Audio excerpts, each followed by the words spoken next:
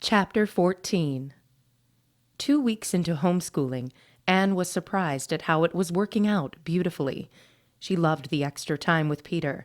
She especially loved not having to visit the principal regularly. Today, Anne dropped Paul and Tane off at their school and Marie off at the middle school. She, Shiloh, and Peter were driving home when all of a sudden, kablam! A boom. Under the hood of the van proceeded black smoke that filtered into the air like a blanket. Anne's heart beat rapidly as she swerved over to the side of the road, flung her door open, jumped out of the car, viciously yanked Shiloh's door open, and grabbed his car seat. "Peter, get out of your seat. The van's on fire. Grab my hand. We're going to run across the street." 2 boys in hand, Anne scurried to get away from the van. "I don't know if that thing is going to explode or what. I've never seen anything like it." She reached the sidewalk. 2 guys in a white work truck pulled over. One of the men got out with a fire extinguisher and blasted carbon dioxide from it directly at the van's hood. Anne trembled as she watched her van burn. Just 1 minute ago, she and her 2 babies were inside. Thick, dirty smoke gusted in their direction from the high winds, and Peter couldn't stop coughing long enough to catch his breath. It was well below 0 degrees outside, and they were not dressed to stay outdoors. They needed shelter fast, or they would get frostbite. "Mom, steep and brew," Peter called as he pointed down the block 2 streets, almost as if he were reading her mind. Anne nodded a big yes. She waved to the men in the work truck as they rushed past them. Anne looked back to take notice that the work truck said D&E Electric. She knew she would want to get a hold of them later to thank them properly. The men waved Anne and the boys away as they understood. Once inside, Anne got out her phone to call Thomas. "Thomas, my van blew up. It was on fire." Anne paced the entryway of Steep and Brew. "It did? Are you okay?" Thomas asked. "Yeah, I got the boys out by myself, and some guys in a truck put out the fire. It was scary. My heart's racing," Anne said breathlessly as she put her hand over her heart to feel the thumping in her chest. She leaned against the wall and rested her head all the way back against it to steady herself.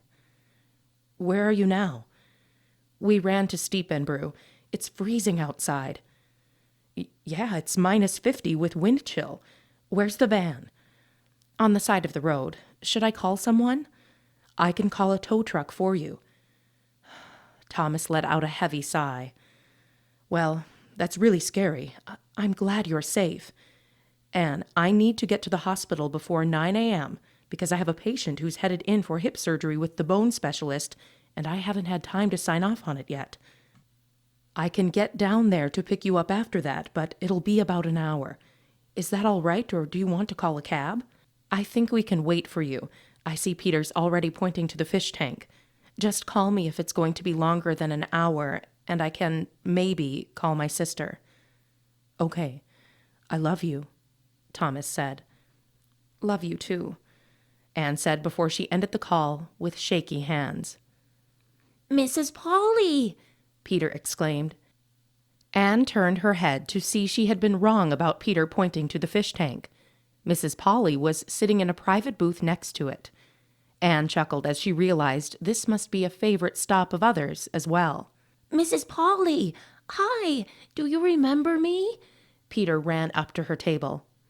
Mrs. Polly smiled. It had only been 2 weeks since Peter attended her class. "Of course! I remember my best music student." "I miss you. I miss music class. I have to stay home for school now. I like it because I can get done faster, but I don't get to sing or go to your class," Peter rambled. Anne watched his expression as he poured out his heart to her in just a few minutes. Anne had no idea Peter had missed attending her class that much. She continued to be the bystander as Peter talked to Mrs. Polly, witnessing what was obviously to be a very special relationship to Peter. After a few minutes, Anne stepped forward, putting her arm around Peter's shoulders. "Good morning. Please don't tell me I forgot about another field trip," she joked. No field trips today. My classes were canceled because they need my classroom. Oh, for what? Anne asked. They use my room to set up the school art show. I don't have music classes because I don't have a classroom. Instead of going to music class, students go with their teachers to the art show. It works out the same since they are both fine art classes. So I get a few extra days to prep and take some personal time. Since I don't have a classroom to work in, I came here. So, in a long way of answering, you didn't miss a field trip. You should be good. Whew, I was worried for a second, Anne said. Can I come visit you? Peter blurted out. Anne was taken aback by the directness of his request, since he was normally shy. Honey, Mrs. Polly's busy when she's in school. You don't go to her school anymore. Anne tried to explain in a hushed voice, as she really had never expected a conversation like this to come up. It's okay, Anne, Mrs. Polly said. Peter, I would love for you to visit me. I miss you too. We're visiting right now, though. Isn't that cool? No, it's not. I like being in your class and playing the piano. It's the only thing that makes my tummy not tight, Peter stated softly. Anne soaked up Peter's words, and they stung. It was unfortunate that, by leaving school, he had to leave the one thing Anne witnessed to help him with his anxiety.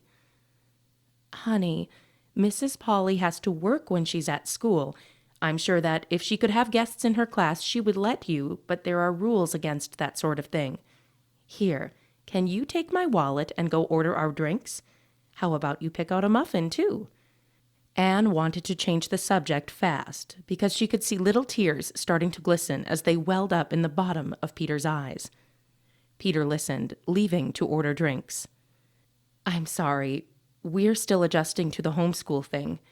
He really likes you, as you know. He'll just need some time to understand. Don't apologize. I adore Peter, and I get it. I get it more than you probably do, Mrs. Polly stated as she looked lovingly to Peter. What do you mean more than I do? Anne squinted her eyes in confusion. It's just from one musician to another. I get what his heart feels like when he's with music. It's his passion. He's a kid, but he knows what his heart feels. It's like when you finally find that one thing in your life that makes you, you. It becomes your lifeboat for the rest of the yucky stuff in life. To be away from it is like to be mourning the loss of a soulmate. Huh? You lost me. Musician? He was in kindergarten music class. Anne's eyebrow arched. Look, you know him as his mother, but I know his eyes twinkle when he hits the right keys and the sound's perfect. I know. I get the same way. It's a shame to deprive him of something so naturally therapeutic for him. Some people go their whole lives and never find their thing. He's lucky to find it now. Think of how it can grow with him, Mrs. Polly said. So, what are you saying? Now, I feel bad for having him at home. I don't have any music skills. Do I get him in piano lessons? Anne asked. You could. Peter's different, though. Most piano teachers are like me, people who love music and have trained for years. I don't know if that would do him justice. It might be too rigid. What do you mean? Well, lessons, you know, are teachers handing over sheet music, requesting you to play it over and over until you learn it. Peter plays the piano by ear. He feels it. I think lessons would be draining and uninspiring to an artist like himself. Okay, so what then?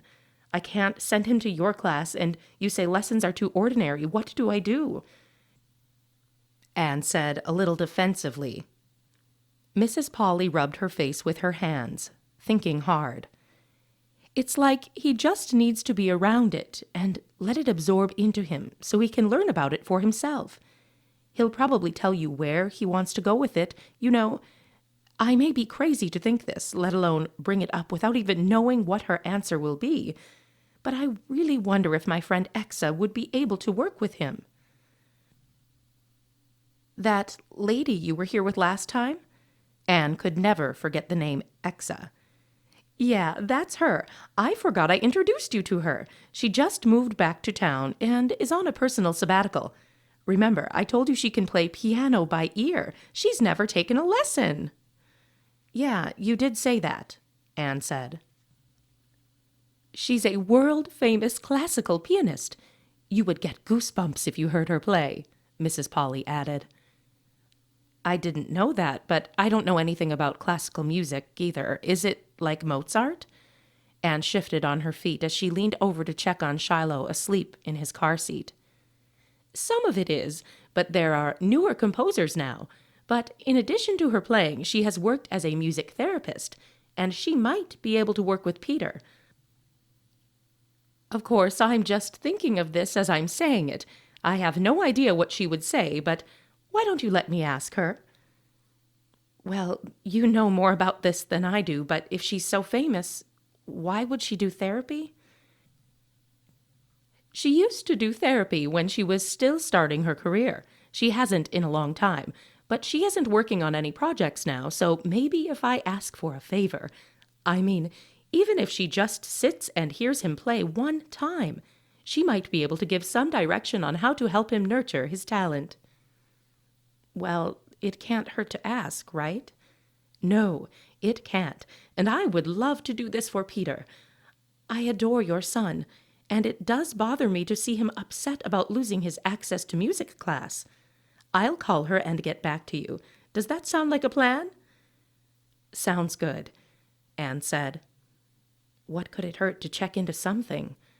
Peter was balancing the drinks on a tray as he walked towards them. Anne held her hand up in a wave toward Mrs. Polly as she took steps toward Peter. Thank you for the advice.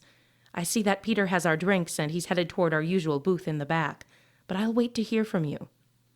For sure. It was great running into you two, and I'll be in touch. Mrs. Polly flashed a big smile and a wave. Exactly 2 weeks later, driving a new pearl-white minivan, Anne, Peter, and Shiloh were headed to X's house for a consultation. Anne drove around the block in an unsuccessful search of the house. She decided to take a chance on the only house on the block, which looked like nobody was home. She pulled up next to an old peach brick building. It stood tall and sat on the corner lot, looking as though it could have been a commercial building. This house matched the description Exa had given Anne. She had been warned there were no numbers on the house to mark the address, as it was actually a century-old hospital currently under renovation into living quarters. Everything about the house was ancient. The sidewalk was broken with weeds growing through the cracks. Anne and Peter carefully stepped over the cracks in the cement until they reached the front door and knocked. But they heard no answer. Piano music rolled through the air. Anne pounded on the door and called, "Hello? Exa? Hello?" The music stopped, and they heard measured footsteps getting louder as Exa approached the door and swung it wide open. "Aw, hello, Anne and Peter. Come in." Peter loved the way she said his name, and he was instantly mesmerized by her.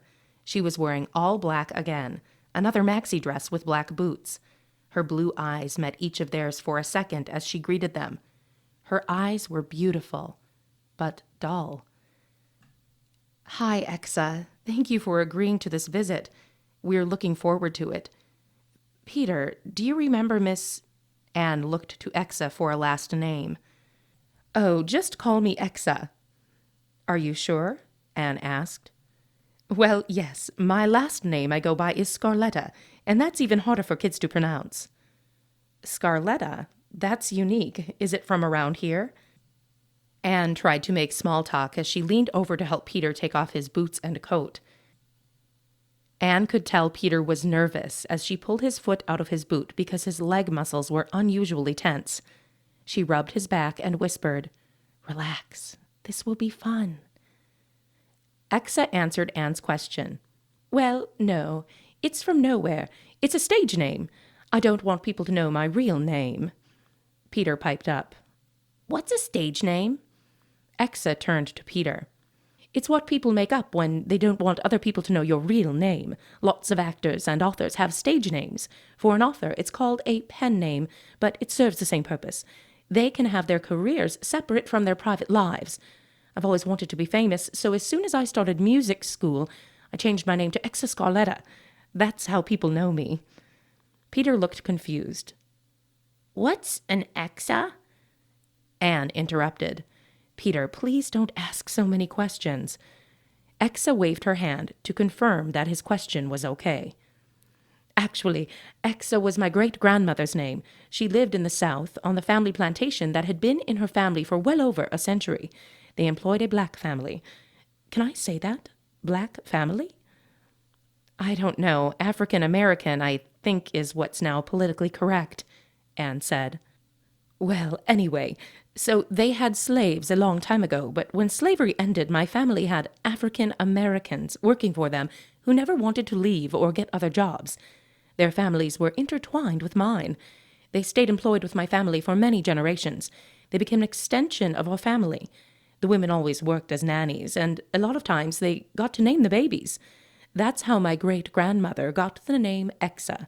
Her nanny named her. I think it might be popular down on the Bayou. I always thought it was unique, so I had to steal it. Then I needed an equally sophisticated last name, and I love Gone with the Wind, so I came up with Scarletta.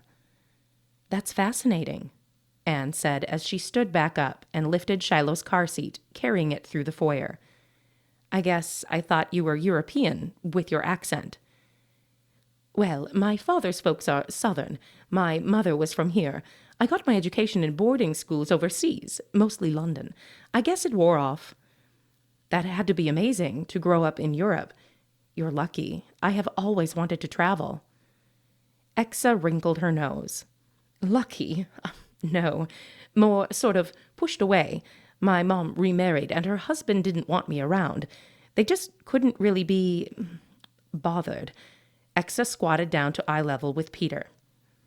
So, Mr. Peter, just remember, if you want to be famous, you need a cool name. She winked at him. Peter didn't hear a word she had spoken because he was staring at the house interior. As soon as they stepped inside through the door that led from the foyer, they entered a room that used to be a hospital lobby. The original architecture style of the hospital was Victorian, and the lobby, which was yet to be remodeled, reflected many ornate features in the woodwork and wall coverings. A huge open room with cathedral ceilings loomed before them.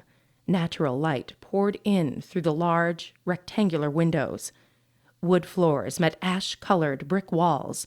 On the furthest wall was a gray stone fireplace that glowed dark yellow and orange in the center, from a log that was barely visible. Even with the fire, the room was cold. In the middle of the room was something Peter thought was magnificent. A huge mahogany wood grand piano. It was not a baby one, but a full-size grand piano. Peter had never seen a piano that big. White candles were scattered all over the top of the piano, but none of them were currently lit. Wow, this is your piano. Can I touch it? Peter ran over and stood next to it, caressing the wood with his fingertips. Yeah, that old beast is why I'm living in this old hospital. I couldn't find a house with a big enough room or door to get it in. This place is owned by a friend of mine. There's a huge freight door over there where I was able to get a whole moving crew to drag it in here. There's a lot of history in this building. I never knew it was even here, Anne said. I didn't either, but I got this piano as a gift, and I was freaking out about where I could move it to. As luck would have it, I have an old friend in construction who had acquired this property. He was going to restore it into a bed and breakfast, but it's a bloody money pit. He said I could just squat here rent-free if I keep an eye on the place.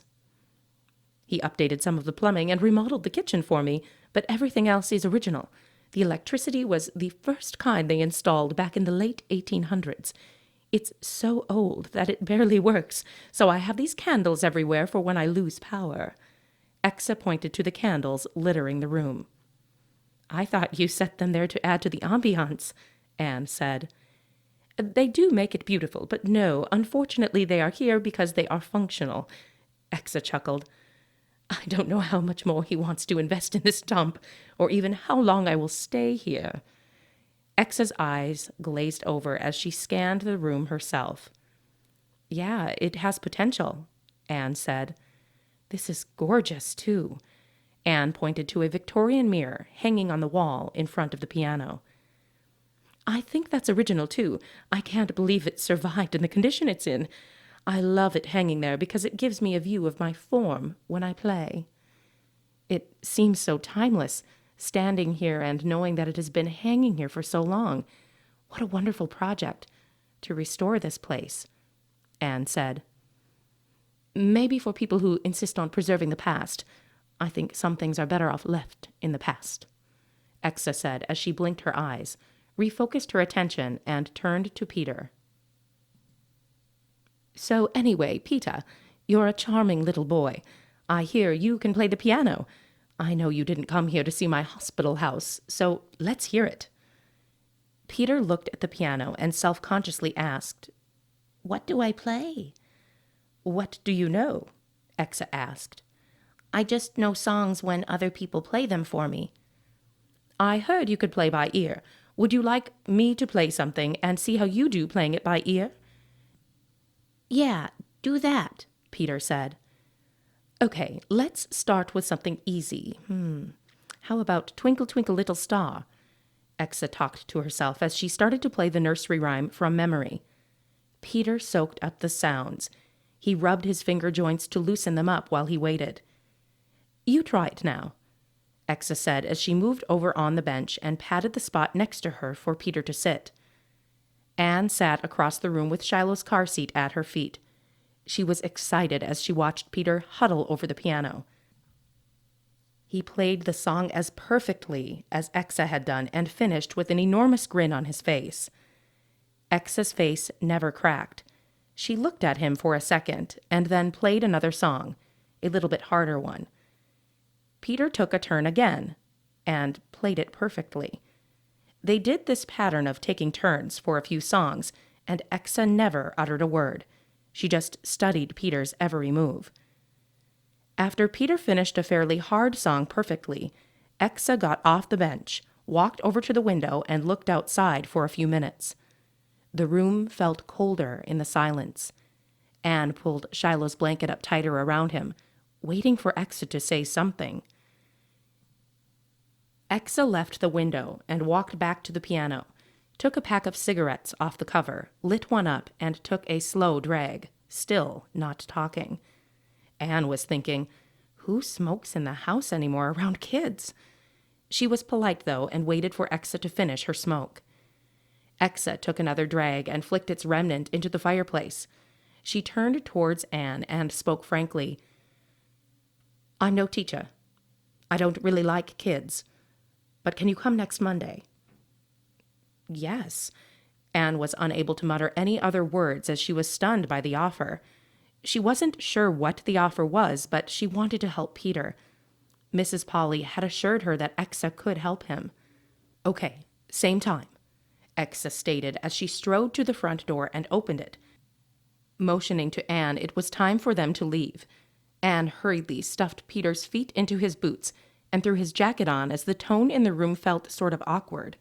She grabbed Peter's arm and Shiloh's seat and hurried out. Thank you. Should I call ahead next time? Same time, just be here, Exa stated, shutting the door briskly behind them. Anne was confused. Exa was friendly and talkative when we first arrived, but now she practically pushed us out the door. She didn't know what to do, so she just led her boys to the van and went home, waiting for next Monday. The rest of the week went surprisingly smoothly. Peter was in a more tranquil mood, unlike his normal restless self. To everyone's surprise, he even slept through the night Monday. He spoke about Exa's piano and their session non-stop. Thomas was even optimistic about the sessions after he heard how excited Peter had been about them. So, does she give lessons? Thomas questioned as he brushed his teeth with Anne that night. No, I don't think so. I mean, she flat out said she isn't a music teacher. I just think she's doing Mrs. Polly a favor. I don't know. It was a weird meeting. Anne squeezed out a neat row of green toothpaste on her purple glittered brush and handed the tube to Thomas. Weird how? He questioned as he plopped a glob onto his toothbrush and ran it under the water. He stepped back so Anne, who was a lot shorter, could see into the mirror. I don't know how to explain it. Exa seems like she would be one of those people who's really eccentric. Maybe I just can't read her. I mean, she lives in this hospital. There's no furniture except for the largest piano you've ever seen. Anne laughed as she ran a slow stream of water over her brush. The electricity's unreliable, so she functions on sunlight and candles. I don't know how she cooks or if she does. It's like she just wants to hide out somewhere. Anne shut the water off, but held her brush steady in front of her. She's also sort of moody. One minute she was talking and smiling. The next minute she was mute and chain-smoking. Sounds like a true artist to me. Thomas's words sputtered out from the foaming paste in his mouth. Yeah, maybe. I don't know. I just know Peter was a different kid this week. He had a glow to him. I think this music stuff helps. Anne watched Thomas in the mirror. Yeah, maybe this is a good extracurricular thing for him since he's staying home for school now. Thomas had finished brushing and was now wiping his face off with a towel. Looking to Anne, he placed his hand on her waist. Don't overthink it. It's just toothpaste. He smiled at her in the mirror as he pointed to her unused toothpaste. He kissed the top of her head and exited the bathroom door. Maybe, Anne sighed as she still tried to figure it all out in her head and finally put the toothbrush in her mouth to brush.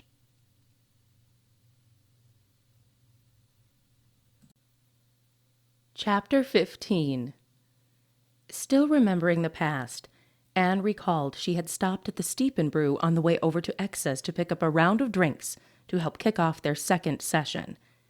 Peter was over the moon excited to see Exa's piano again.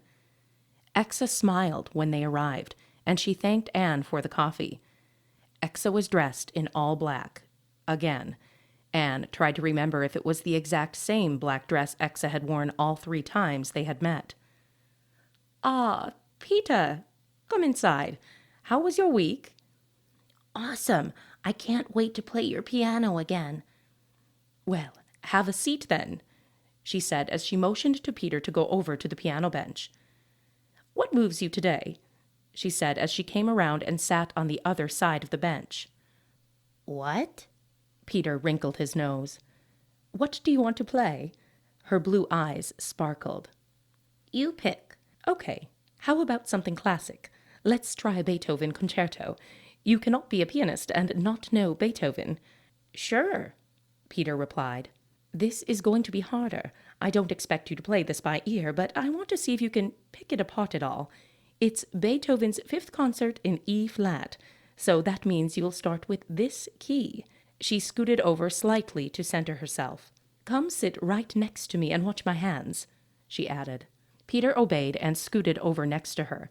Anne and Shiloh took their seats by the windowsill across the room. Exa flexed her fingers and began to play. The piece took a long time, but Peter never got restless. When she was finished, Exa turned so she could see Anne, too. What do you think about Mr. Beethoven? She asked. I always thought classical music was so old school, but I've never heard anything like that in person.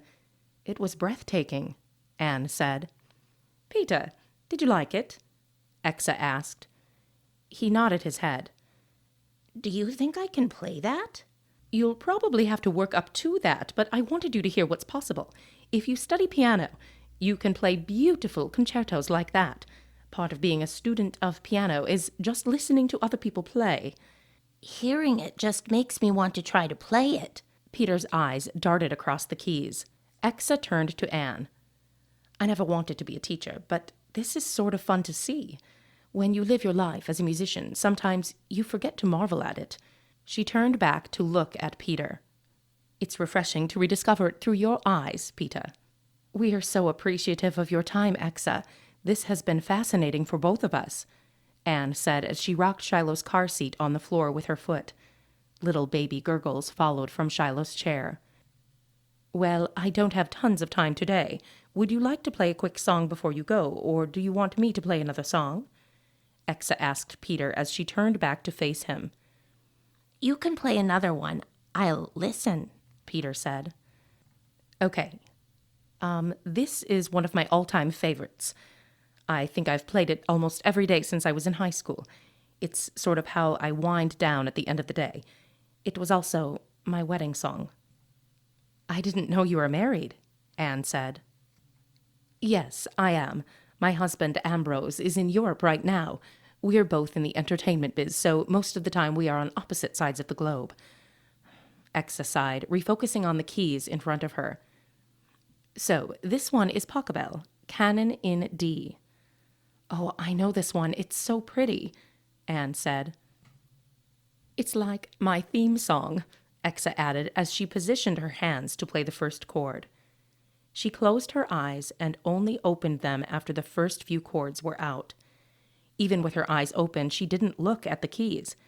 Instead, she appeared to be looking past the keys, into her memory.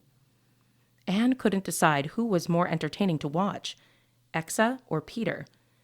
Peter let his jaw drop slightly as he watched Exa's hands flow across the keys. Anne noticed Peter's facial expression changing. His eyebrows tightened and his jaw clenched. Slowly, the color drained from his face. Confused, Anne searched the room for something that was bothering him. Only the music filled the room. Peter's shoulders shook. Anne stood, walked closer to Peter, and touched his arm. Peter placed his hand on Exa's shoulder, motioning her to stop. Thus she did. Looking at Peter, Anne asked, "What's wrong, honey? Are you okay?" Peter pushed his hand into Exa's shoulder. He almost shouted, "I know it! I know it!" Exa stared at Peter, confused by his random behavior. Exa, I know it. Can you move? He said louder. Exa obliged, got up quickly, and looked to Anne for help. Anne scooted in next to Peter's side and reached her hand out to touch his arm again. Peter pushed her away. Peter slid over on the piano bench, and in a moment so fast no one, including Peter, knew what was happening, Peter played the piano. Exa knew what he was playing as he picked up Canon in D, exactly where she had left off. He continued playing it to perfection, just as if Exa were playing it. Peter chanted in a whisper all the while he played. "I know it. I know it." Peter finished playing the song, but his fingers linger on the keys. "I know it. It's in my dreams." Alarmed by his emotional outburst, Anne said in a voice barely above a whisper, "Peter, you're okay." "Mom, that song's from my dreams. I know it." "You heard the song before in your dreams?" "Yeah, all the time. It's before the goat woman comes after me." "Well, maybe that explains why you knew how to play it." Anne looked to Exa for help. Exa spoke. "Peter, do you know what you just did?" "Yeah, I played my dream song." "Yes, but it wasn't playing by ear because you didn't hear it. You just played it from memory. That's impossible. Did you listen to this song somewhere else?" "Yes, I told you. I heard it in my dreams." Exa looked back at Anne and shrugged her shoulders. "I don't know. If I weren't sitting here when this happened, I would have never believed it.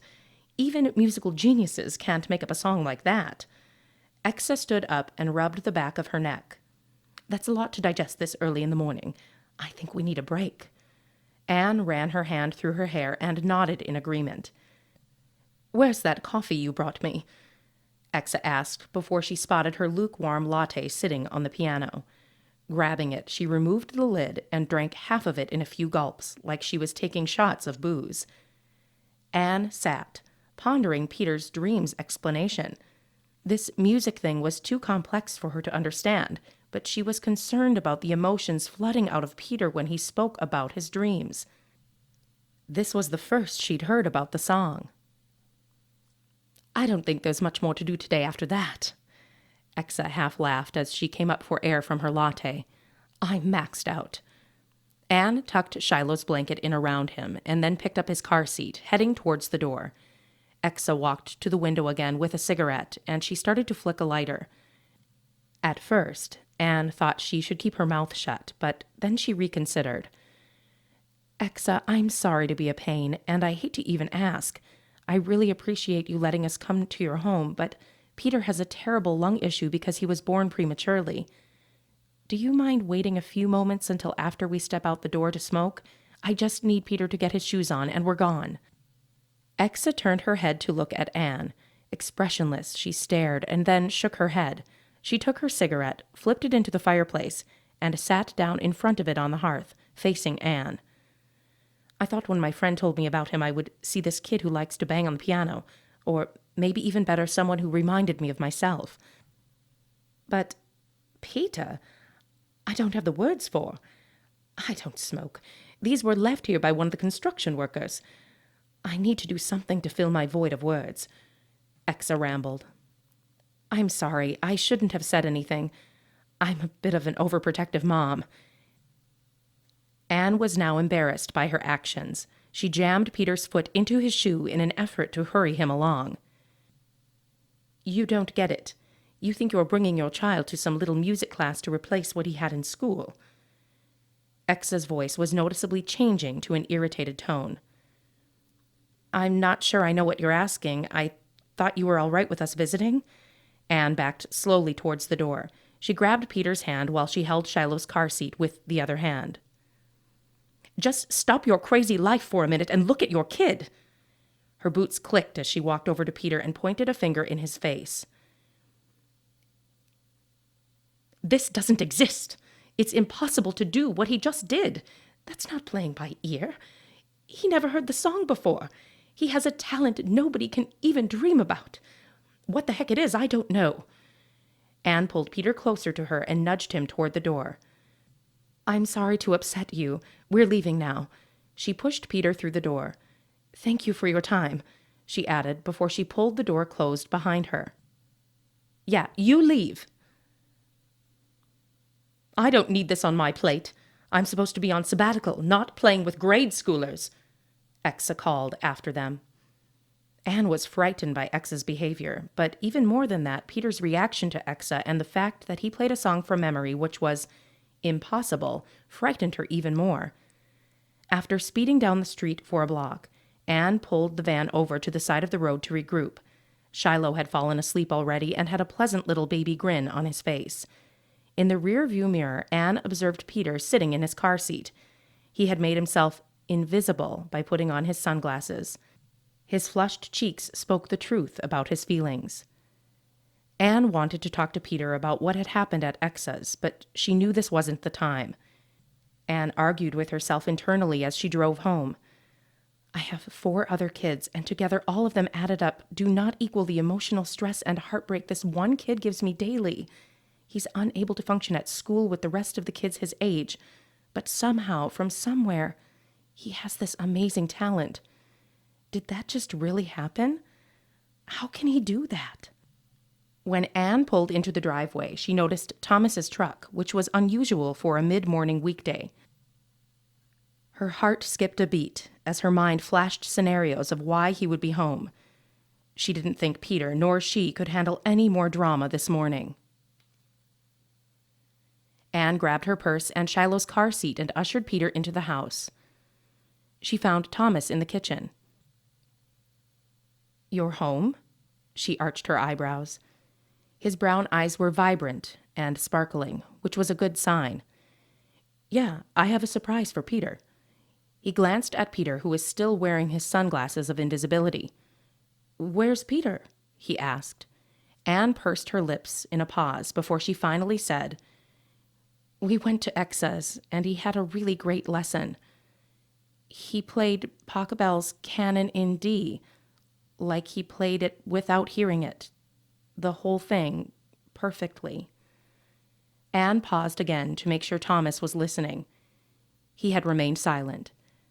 Anne continued, You know that song they sometimes use for weddings that goes like, Do, do, do, do. Peter played it. He knows it from somewhere. He learned it before? No, that's just it. He'd never played it before. He literally had a meltdown when Exa started playing it. He said he heard it in his goat woman dreams. Anne's eyes opened wide, showing Thomas how confused she was with the situation. He forced her away from the piano so she could finish the piece. Then Exa got freaked out. She started yelling at Peter, telling him that it was impossible for him to do what he had just done. She yelled?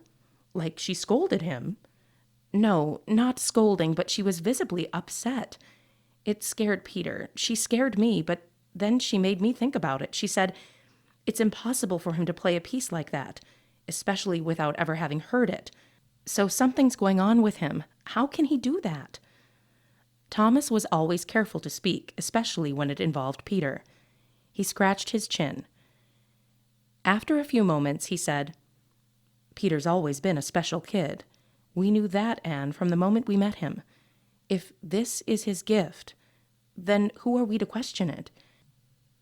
If this is what makes him special, then we have an obligation to help him pursue it. Anne nodded tearfully.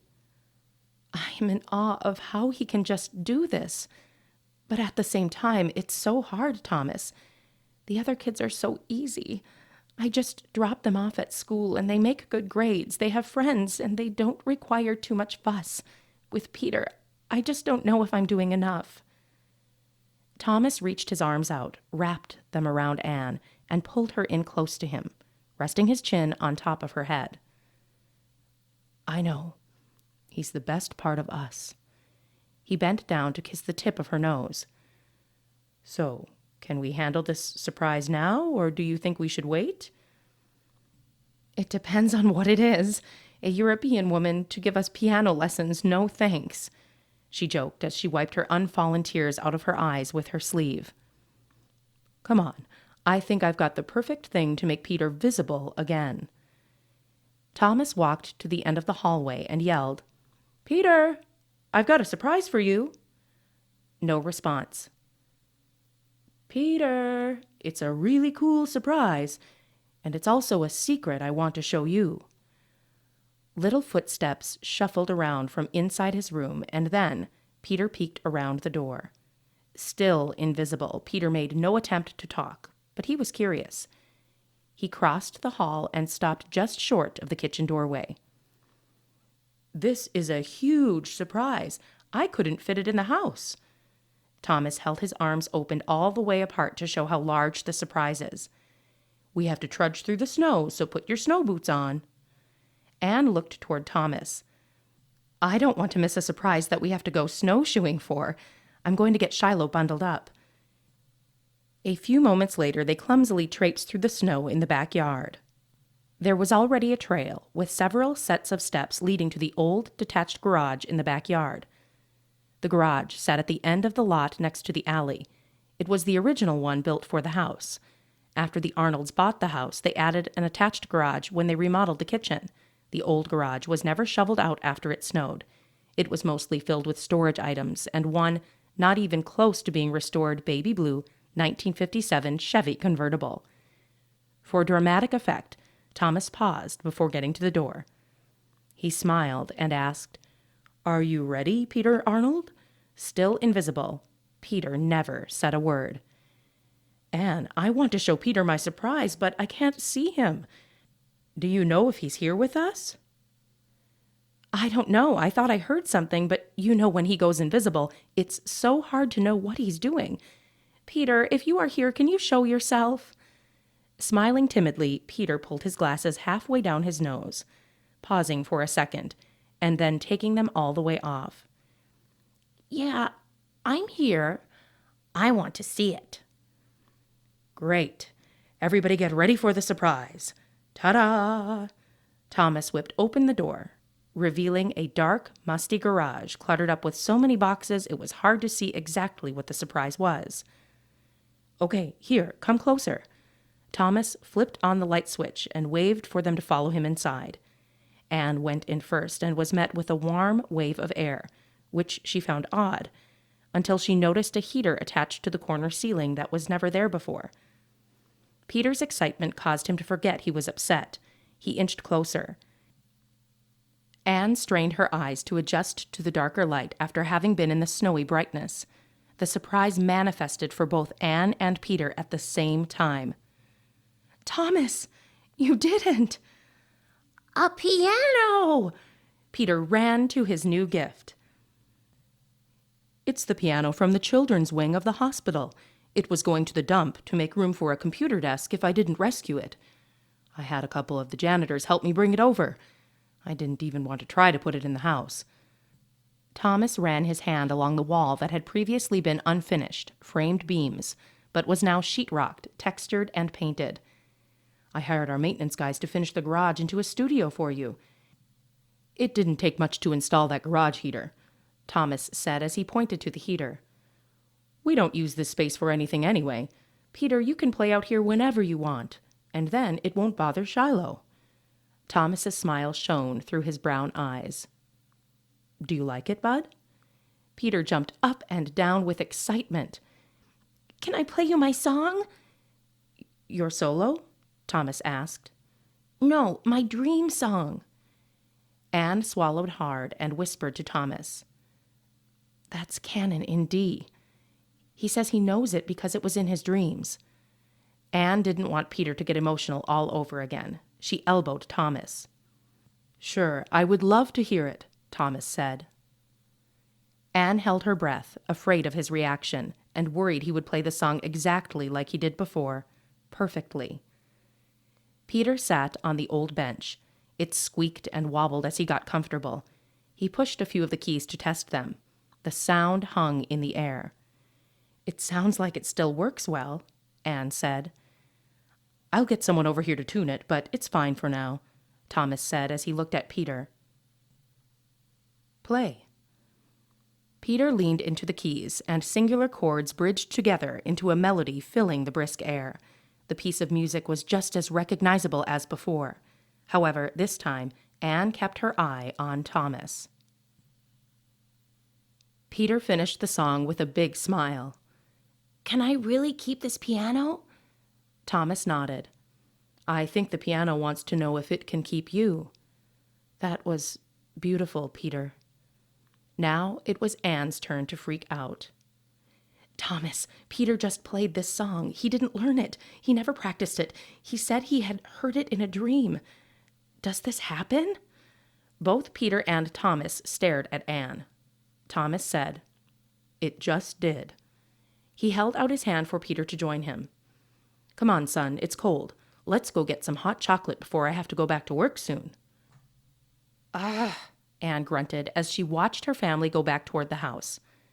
Ironically, now she understood Exa's outburst. It was the frustration of seeing something so awesome and unbelievable when you are used to living in a world with explanations. "Wait for me in Shiloh." When they did not oblige her, she took matters into her own hands, snowball style. It had been years since Anne rolled a big, fat snowball, but she hadn't forgotten how to pack it just perfectly. She launched it as hard as she could, smacking Thomas on the side of his head and taking him by surprise. He jumped on its impact. Anne felt great. This is great stress relief. "You're so dead," Thomas called as he turned around, already packing his own ball. "Peter, get your mom. She's attacking us." "I have Shiloh. You can't throw snow at Shiloh," Anne called back as she ran toward the house with the baby. "I have great aim." Thomas blasted a ball that hit Anne's leg hard. "Ouch!" "Okay, we're even. We each got one." "Take this, Mom." Peter whizzed a ball through the air, plopping it right on Anne's backside. She was impressed. "Nice throw, Peter, but can you catch?" She launched one back, but it fell apart before it could hit him. Peter giggled. "Okay, family, truce. Let's go inside," Anne said. They all agreed. It was fun to throw snowballs, but they hurt when you get hit. "I feel better now," Anne sighed. The boys laughed.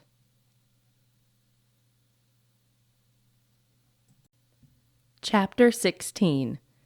Continuing with her earlier memories about Exa, Anne recalled how several weeks had passed after Exa kicked Anne and the boys out of her house. Each day, Thomas went to work, and Tane, Paul, and Marie went to school. Anne taught Peter his lessons at home as she carried Shiloh in a sling to keep him quiet and happy. In the afternoon, Peter would venture out to the garage to play his piano. Many nights, Anne lay awake thinking about all the should-I's when it came to parenting Peter. She was convinced homeschooling was the best way to educate him, and she was content in most of her decisions, but one, Exa Scarletta. Something about Exa lingered in Anne's mind. It wasn't just the outburst and the moodiness, but there was something familiar about her that Anne was yet to put her finger on. She tried to push it out of her head, but it must have been bothering Exa too, because out of the blue, Exa called her. "Hi, Anne. It's Exa. Don't hang up." "I won't. Hi." "Anne, I'm not sure why I'm calling. I guess I feel I owe you and Peter an apology. I'm sorry. I didn't mean to scare Peter or to be mean." "Don't worry about it. I had an outburst almost like yours later that night when I tried to explain to my husband what was going on." "Oh, that makes me feel better. I just kept thinking that you thought terrible things about me, but I was really confused. I can't stop thinking about Peter. I've been doing some research and have been hearing some stories, sort of like Peter's." "Really? Like what?" "Well, nothing exactly like his, but along the same line. I've learned something interesting. Apparently, researchers believe every single song you hear is stored permanently in the subconscious, and sometimes it can be triggered into your current memory." Really?" "Yes, part of your brain holds memories that you don't normally have access to. I guess some people are more sensitive to triggers that can help them access it." "Okay. So get this. I was mentioning this to a friend when we were at a charity event, and there was this music director there. He said he went to see a concert, and the director was his good friend, but his friend had gotten sick during the show. He had the flu and was literally vomiting nonstop. At intermission, his friend asked him to step in as the conductor to finish the show. This director knew most of the songs on the program, so he said he would try. The band was well rehearsed, so he knew they could get through it, even though he was a novice with some of the songs. Once he started, things went well, and then the band was going to play this piece he had never worked on before. He had decided to start them off and then stand back and let them work their way through it. When the band started to play, something inside of him switched, and he knew every note and directed it perfectly. He was shocked and unable to explain how he knew it. He called his mother, who was also a musician. I think he said she played the cello. Anyway, that doesn't really matter. She asked what the piece was, and he told her. She said she knew it because it was the song she had been working on when she was pregnant with him. They joked about how he must have been listening, but I guess since then he has done some research on his own, and he believes the song was stored in his subconscious from pregnancy. That's how he knew it, and hearing it had triggered it. Anne was silent. "Anne, are you still there?" Sighing. "Yeah, I'm here. I don't know if I can believe that's what happened with Peter." "Yeah, I wouldn't have believed it either had I not seen what happened with Peter. Can you give me a better explanation? I guess music is one of those things that stays in the brain forever. So Peter could have heard the song anywhere, and the memory was just triggered. Pachelbel is popular. You said you heard it before. Peter was probably with you, and somehow he stored it." "I can't. I guess your explanation is the best we've had so far. So you believe he heard the song before, that it was stored in his brain, and it just popped out?" "I don't know what I believe, but it's a possible explanation for an unexplainable scenario." After a long pause, Exa continued. "Anne, what do you want to do?" "Do I have to do anything? He's a kid." Anne looked at the clock and saw it was almost time to start dinner. She walked over to the kitchen sink and tucked the phone between her chin and shoulder to free her hands. She started pulling dirty dishes from the sink and placed them into the dishwasher. She could never cook in a messy kitchen. "You're the mom, but I just feel like this needs to be explored a little more." Exa said softly. Why? So we explore it a little more, and then he plays some more music. What does it matter? Anne pulled the top rack of the dishwasher out to stack the glasses. One glass had curdled milk in the bottom. Anne gagged as she scrubbed it out and ran it under rinse water. It matters because your son has a gift. He's a musical genius. Don't you think you should help him explore it? He's playing the piano every day. You said there's no point in lessons. What else is there? A career, Anne. Your son could have a career. Career? Anne snorted. He's in kindergarten. Anne folded the dishwasher door up with her foot as she gripped the phone with one hand, shutting the running water off with the other. Anne, I'm going to be honest with you because you have trouble facing reality. I could call my manager tomorrow, tell him about Peeta, and within a few weeks, Peeta could be famous. Heck, in this world, he doesn't even need organized management. We could put a video out on the internet. This kid would become famous. Famous? I don't think we need any fame. Anne ran a rag under warm water and wrung it out. Anne, you have a talented son. You can help him to share his talent. He could have a career most people would die for, or you can run from it, and he could spend the rest of his life struggling to be happy, selling used cars or working at a bank. He's a 6-year-old, Anne said flatly as she wiped counters and then leaned against the kitchen wall. Her bangs had fallen flat against her forehead from the steam of the hot water she used to rinse the dishes. She tried sweeping her hair out of her face, but failed. Talent knows no age. Sometimes young artists have an advantage because they have a unique image. Exa, please don't be offended, but my son doesn't need a career. He's fine.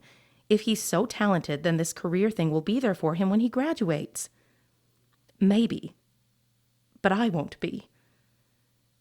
What do you have to do with it? Anne wiped her sticky bangs again, pushing them to the side. Nothing, I guess. I was just thinking about how nice it would have been for him to have a mentor in this industry. There's a lot of ways you can make mistakes in this business. So what are you saying? You want to mentor him? Maybe. If he wants to just come around and hang out, he can learn some of the business. I mean, you and he can come around, and you both can learn. This is really overwhelming, Exa. I mean, I'm amazed at Peter's talent, but I don't think he needs to learn a business at his age. I know. I don't mean business like that, but just to get some early exposure. Please talk to your husband and think about it. I've tried not to think about Peeta these last few weeks, but I can't. So, this is what I'm offering. I guess we can think about it. Sounds good. Would you like to bring Peeta by tomorrow morning? I can ask him. Anne, you're doing the right thing. I wish my mother had seen my talent when I was young and helped me learn about the industry. She ignored it and thought I was just like everyone else with a dead-end dream. It was frustrating. I put a lot of distance between us. As soon as I was 18, I ran away from home to Chicago. I was desperate for opportunity, and I had a lot to learn. I made a lot of bad choices. I think it's better if you start learning about it now. Even if you don't do anything, you can learn about it, so the opportunity is there if Peeta does want it later. Well, right now the only thing I'm focused on is getting him through kindergarten. However, if you're willing to help him, I'm not going to say no. If you say it can help, then we'll try. I do, Anne. I really do. Okay. Bye. Bye. Who is that? Thomas asked as he walked by Anne to grab a bottle of water from the refrigerator. Exa. He turned around. What? Pipe smoking, Exa? Thomas teased as he faked smoking a pipe. Shut up. It wasn't a pipe, you dork. Anne laughed as she flung a dish towel at him. Yeah, she apologized. She said her behavior was bugging her, and she offered to keep seeing Peter as his mentor. I thought she said she couldn't teach him anything. Thomas took a swig of water, put the lid back on, and set it on the counter. No, she was talking about helping him learn the industry. The industry. He's a kindergartner. Thomas chuckled. Yeah, that's what I said. I don't know. According to her, he has this great talent. She said it was fine to wait until he was older to decide for himself, but we should at least learn as much as we can now to help him so we are educated if that time comes. So, can I ask this question, Anne? Why does she care about our son? I thought she was this super famous piano goddess. Thomas opened the pantry door and started rummaging through it.